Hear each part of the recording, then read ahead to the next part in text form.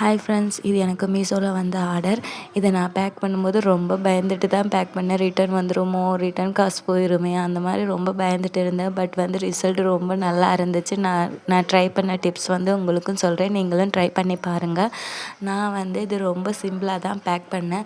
இந்த கண்ணாடி சுற்றி ஒரு அட்டை பாக்ஸ் மாதிரி இருக்கா, அந்த அட்டை அதுலேயே நாங்கள் வாங்கும்போதே செட்டாக தான் கொடுப்பாங்க. அது பேக் பண்ணி தான் கொடுப்பாங்க.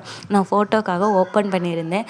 ஸோ அதை அட்டை ஃபுல்லாக கவர் பண்ணிவிட்டு சின்ன கேப் இருந்துச்சு. அந்த இடத்துல ஒரு லோட்டஸ் கவர், அதோட பேக்கிங் கவர் தான், அதை வச்சு மூடிட்டேன். ஏன்னா அந்த டேப்பில் அந்த ஸ்டோனு எல்லாத்தையும் ஜிகுனா ஏதாச்சும் பட்டுரும்.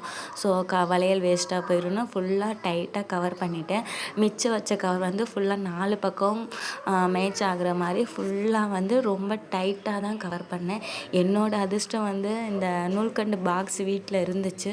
ஸோ அது டைட்டாக போகிற மாதிரி இருந்துச்சு. அசைஞ்சாலும் கொஞ்சம் பேக் தூக்கி போடும்போது கொஞ்சம் உடையும். இது அசையவே இல்லை, ரொம்ப நல்லா டைட்டாக இருந்ததுனால அதே பேக் பண்ணி டேப் ஒட்டிட்டு பேக் பண்ணிட்டேன்.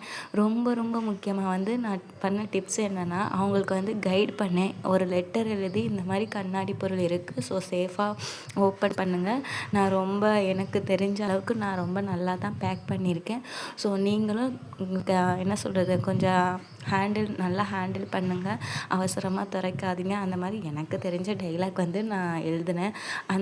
அந்த லெட்டர் அவங்களுக்கு ரொம்ப பிடிச்சிருந்துச்சுன்னு மீஷோவில் எனக்கு மெசேஜ் பண்ணியிருந்தாங்க, ரேட்டிங் கொடுத்தாங்க. ரொம்ப சந்தோஷமாக இருக்குது. ஸோ நீங்களும் இதை ட்ரை பண்ணி பாருங்கள். இந்த மாதிரி நமக்கு தெரிஞ்ச டைலாக் எழுத வேண்டியதான். ஆனால் இந்த லெட்டர் எழுதும்போது எங்கள் வீட்லேயும் கொஞ்சம் கேலி பண்ணாங்க. எனக்கு என்ன தோணுனோ அதை நான் எழுதினேன். அதுக்கோட பாசிட்டான கமெண்ட் தான் எனக்கு வந்துச்சு. ஸோ ரொம்ப ஹாப்பியாக இருந்துச்சு. ஸோ நீங்களும் உங்களுக்கு இந்த மாதிரி கண்ணாடி பிஸ்னஸ் பண்ணுறீங்கன்னா ரொம்ப சேஃபாக பேக் பண்ணுங்கள். அந்த பொருள் ஆடாத மாதிரி பேக் பண்ணுங்கள். பேக் பண்ணிவிட்டு ஒரு லெட்டர்ஸ் எழுதிருங்க. அவங்களுக்கு தெரியாது, அவங்க ஒரு வேளை நிறைய ஆர்டர் போட்டிருக்கலாம், எது வந்திருக்குன்னு தெரியாது. ஸோ நான் கண்ணாடி பொருள் இருக்குன்னு ஒரு கைடு பண்ணிடுங்க. இந்த மாதிரி நீங்களும் ட்ரை பண்ணி பாருங்கள், ரேட்டிங் நல்லா வரும். ஸோ இந்த வீடியோ பிடிச்சிருந்தால் லைக் பண்ணுங்கள், ஃப்ரெண்ட்ஸுக்கு ஷேர் பண்ணுங்கள், சேனலை சப்ஸ்கிரைப் பண்ணுங்கள். தேங்க்யூ.